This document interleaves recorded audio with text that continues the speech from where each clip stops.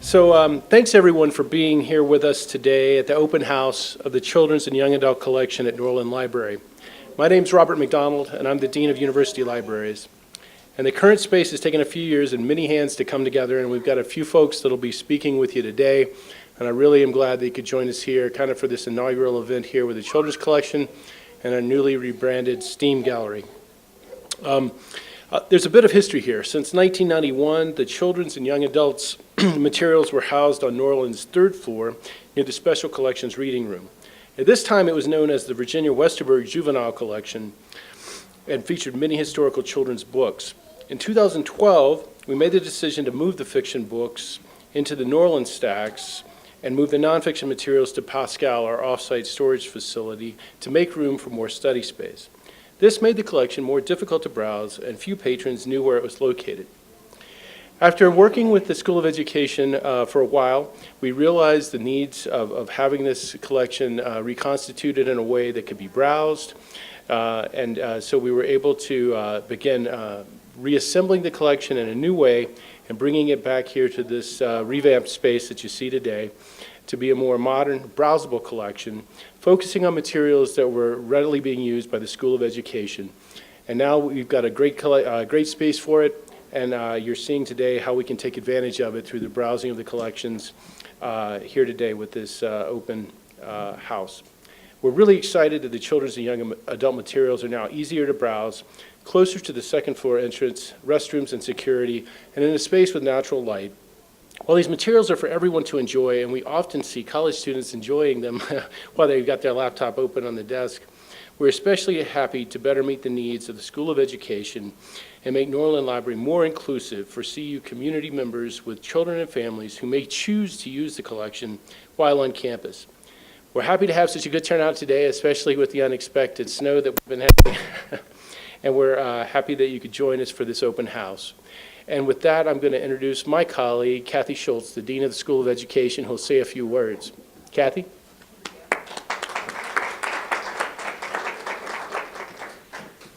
So I want to echo Robert's words of welcome and just say to you, Robert, and especially to you, Lindsay, how thrilled we are that your imagination and collaboration with a number of people who Lindsay will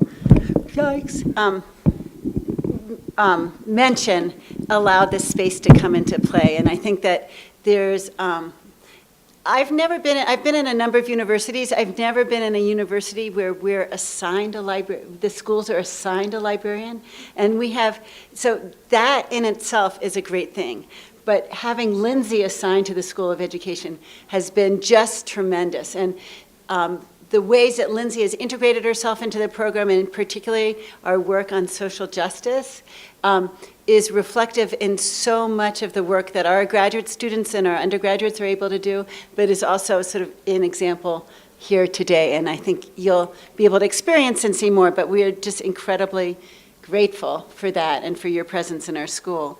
And I also just wanted to mention, which I'm sure will be mentioned again, the Build a Better book project, and that will be described to you, but that's a result of a wonderful collaboration between the School of Education and Engineering and the Discovery Science and all sorts of people, and it's just be sure to look at the exhibit because it's quite interesting. The other thing I wanted to say is that following this, we'll have a screening of the documentary film, The Long View, and that's at 6:15, and it's upstairs on the 5th floor in the British and Irish, is that what it's called?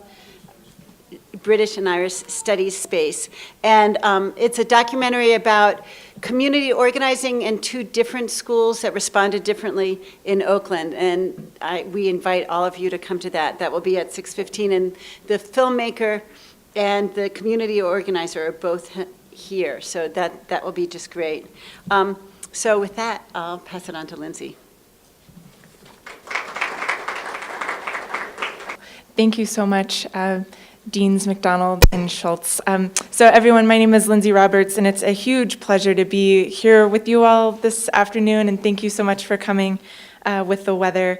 I wanted to just say how excited I am for the collaborations that we've had so far and what I hope to see emerge from the space, both with the School of Education and others around campus and in the community. So tonight's activities include our special collections colleagues who have children's photo books and other materials back there. So Sean, if you want to raise your hand, thank you. So go back and see what they've brought down. The Build a Better Book exhibit with Kirsten and some interns from Build a Better Books, if you want to raise your hands. They can tell you more about this project and explain the materials that we have on display over here. At 5 o'clock, or a little after, our social justice learning space families from the School of Education will be coming over and leading an activity for any other kids or young at heart folks who want to participate based off the book How I Resist, about advocacy and activism. There's coloring throughout. And if you want, you can recommend a favorite book that you have, and we'll put those little hang tags on the shelves so other people can see your recommendations. Certainly the film starting at 6:15, and please continue to help yourselves to food that we have here. So that is all from me. Please continue to mingle and enjoy what we have here, and look forward to seeing you at the film as well. So thanks so much.